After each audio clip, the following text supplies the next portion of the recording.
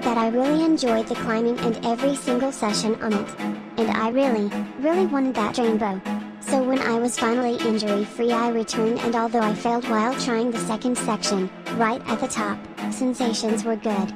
Then I climbed the second section and suddenly I realized, oh no, now I've got to try things seriously.